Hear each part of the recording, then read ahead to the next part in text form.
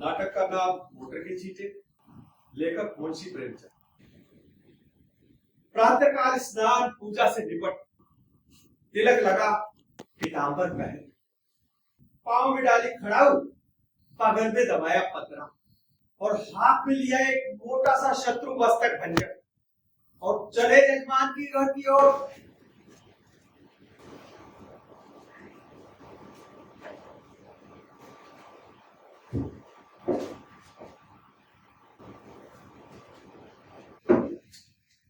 विवाह की साइट विचारनी थी। कम से कम एक गलदार का डौर था और जलपान ऊपर से। मेरा जलपान कोई मामूली जलपान नहीं होता है। अरे बाबुओं को तो मुझे निमंत्रित करने की हिम्मत ही नहीं पड़ती है। उनका तो महीने भर का नाश्ता मेरा एक दिन का जलपान है। भाई इस विषय में हम तो कायल है अपने सेठ साहूकारों। ऐसा खिलाते हैं कि चोला भी आनंदित उठता है, वो भी इतने खुले मन से। जजमान का दिल देखकर मैं निमंत्रण स्वीकार करता। खिलाते समय यदि किसी ने रोनी सूरत बनाई तो मेरी शुदा गायब हुई। अब रोकर किसी को खिलाया तो क्या, कम से कम ऐसा भोजन मुझे तो नहीं बचता है। अरे जजमान तो ऐसा होना चाहिए कि ललकारता जाए। अरे लीजिए शास्त्री जी, एक बालूशाही तो और ले ही लीजिए। और मैं कहूँ अरे नहीं नहीं बस बस जजमान बस, अब और नहीं। रात को खूब वर्षा हुई थी, सड़क पर जगह जगह पानी जमा था। शास्त्री जी अपने ध्यान में मगन चले जा रहे थे कि एक मोटर गाड़ी छप छप करती हुई निकल गई। मुंह पर छींटे पड़े। जो देखते हैं, अरे सत्यानाश, मेरी धोती पर तो मानो किसी ने कीचड़ घोल कर डाल दिया।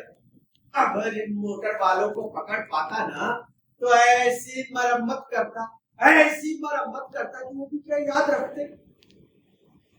मगर अब क्या किया जा सकता। कपड़े भ्रष्ट हुए वाला, देह भ्रष्ट हुई वो अलग, और जो ये आर्थिक क्षति हुई है वो अलग। अब इस बीच में जजमान के घर तो जाया नहीं जा सकता। अपना घर भी मील भर से कम नहीं है। ऊपर से ये आने जाने वाले लोग तो मेरी तरफ देखकर तालियां बजा रहे हैं। ऐसी दुर्गति मेरी पहले कभी नहीं हुई थी।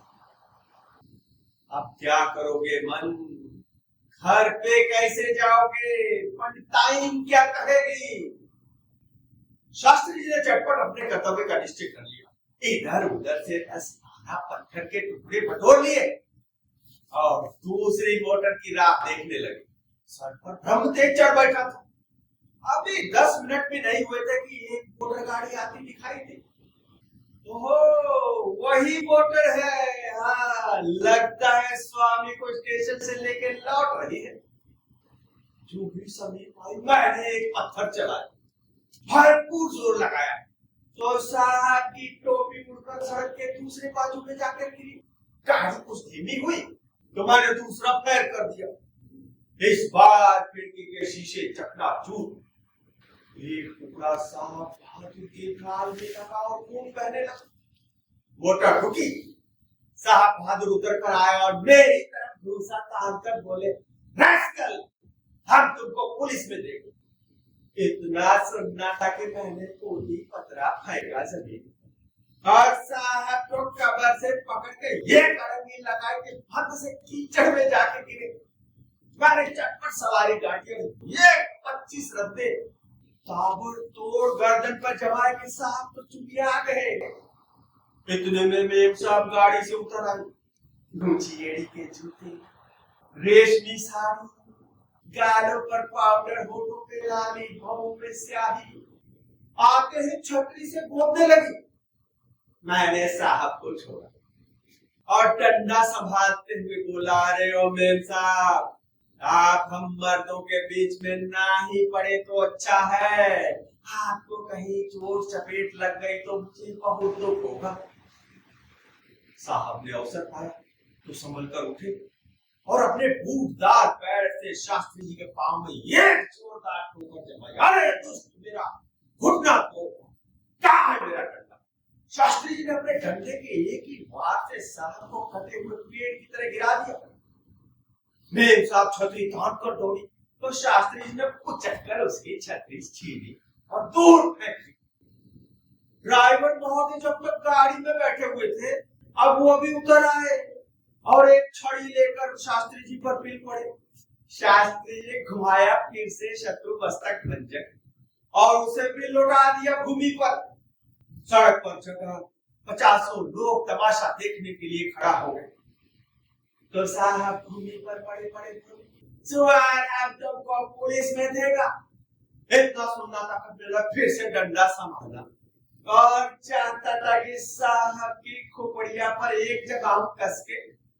साहब तो हाथ जोड़ने लगा, अरे बाबा आपको माफी दो, आपको माफी दो, अब पुलिस में नहीं जाएगा। हाँ, पुलिस का नाम नहीं ले, अरे बहुत होगा, 4-6 महीना का सजा हो जाएगा, मगर हम तो आदत सुधार देंगे, समझे।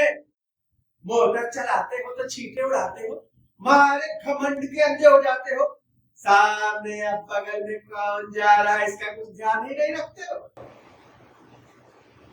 तभी एक दर्शक ने आलोचना की, अरे महाराज ये मोटर वाले को जानबूझकर छींटे उड़ाते हैं, वो दादा तुम सही बोलता है, और जब सामने वाला लोटपोट हो जाता है तो सभी उसका मजाक बनाता है। शास्त्री कड़ा सुथरा काम करे, यो एक तो ठीक कर दिया कर सकता। हाँ, अरे ओ साहब सुन, जनता क्या कहती है सुन जरा। साहब ने उन लोग देखा और लाल लाल आंखें दिखाते हुए बोले, तुम लोग सबका सब झूठ बोलते। मुझे आया गुस्सा, मैंने फिर से कस के डांटा, लगता है तेरी ये अभी काम नहीं हुई और तुम्हें कस के सोटा।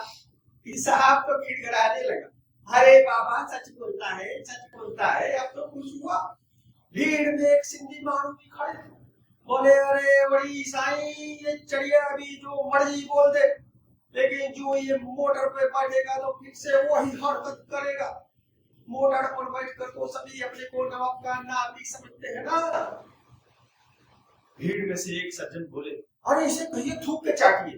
तो दूसरे ने थोड़ा संशोधन कर दिया, अरे नहीं नहीं भाई कान पकड़ के उठाइए बिठाइए। एक और सज्जन बोल पड़े, और ड्राइवर को भी, ये सब लोग और बदमाश होते हैं। अरे भाई चलो, मालदार आदमी घमंड करे अलग बात है, तुम किस बात पे करते हो भाई? हाँ? बस चक्कर हाथ में आया कि आंखों पे पर्दा पड़ा। शास्त्री जी ने प्रस्ताव स्वीकार कर लिया कि ड्राइवर और साहब दोनों को कान पकड़कर उठना बैठना होगा, और मेम साहब की वो भी पूरी 100 बैठक एक भी काम नहीं। 2 लोगों ने ड्राइवर को पकड़कर उठाया और 2 लोगों ने साहब को। ड्राइवर बेचारे के पांव में बड़ी चोट थी, लेकिन फिर भी वो जैसे तैसे बैठक लगाने लगा। मगर हमारे साहब में तो अभी काफी अकड़ बाकी थी। आप लेट गए और ऊल जुलूल पकने लगे।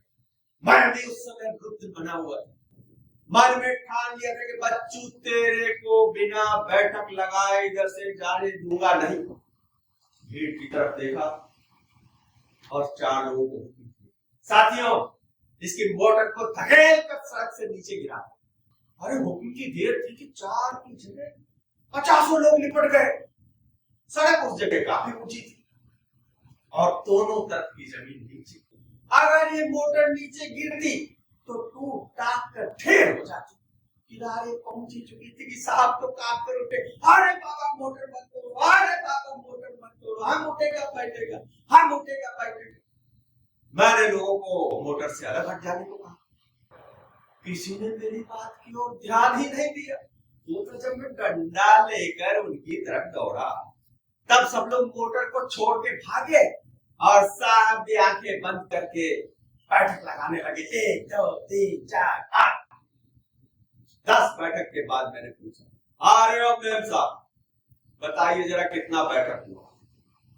मेम साहब कौन सी कम थी, बड़े ही रोबीले अंदाज में बोली, हम नहीं गिनता है, लो कर लो बात।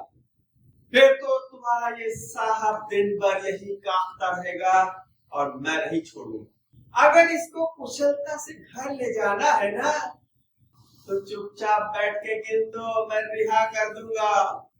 साहब ने देखा कि बिना दंड उठते तो जान छूटने वाली नहीं। फिर से ताबड़तोड़ बैठक लगाने लगे। सहसा दूसरी मोटर आती दिखाई दी। साहब ने मेरी तरफ गिड़गिड़ाते हुए देखा और हाथ जोड़कर बोले, पंडित जी आप हमारा बाप है, हम पर दया करो, हमको माफी दो, अब हम कभी मोटर पर नहीं बैठेगा। मुझे भी दया आ गई। अरे मैंने कहा नहीं भाई, मैं मोटर पर बैठने से नहीं रोकता, मैं तो बस इतना ही कहता हूँ कि मोटर पर बैठकर भी आदमियों को आदमी समझो, समझे। सहसा एक वो दूसरी मोटर का ड्राइवर स्वयं ड्राइव कर रहा था। अब मैंने भीड़ की ओर देखा और इशारा किया कि उठा लो साथियों दोनों हाथों में पत्थर। भीड़ ने वैसा ही किया। उसका मालिक स्वयं ड्राइव कर रहा था और गाड़ी धीमे करके धीरे से खिसक जाना चाहता था। मैंने आगे बढ़ के गाड़ी को रोका और उसके दोनों कान पकड़कर जोर जोर से खींचा। फिर एक पड़ाका इस गाल पर और कहा, गाड़ी चलाते समय छींटे न उड़ाया करो, समझे। अब चलते फिरते नजर आओ। उन साहब ने पक जब तो बहुत, लेकिन जब देखा कि 100 लोग दोनों हाथों में पत्थर लिए खड़े हैं तो बिना कान मुस्कुराए चलते बने। उनके जाने के 1 मिनट बाद ही दूसरी मोटर आ गई। मैंने फिर से भीड़ को किया इशारा, रोक लो रास्ता साथियों। गाड़ी रुकी तो मैंने उन साहब को भी 4 पड़ाके देकर विदा किया। मगर ये तो बेचारे भले आदमी थे, आराम से चाटे खाए चलते बने। तभी किसी ने कहा, पुलिस आ गई। सबके सब हुर्र हो गए। मैंने भी अपनी धोती संभाली और सड़क से नीचे उतरकर गली में घुसकर गायब हो गया। भाग ले शास्त्री, नहीं तो लेने के देने पड़ जाएंगे, भाग।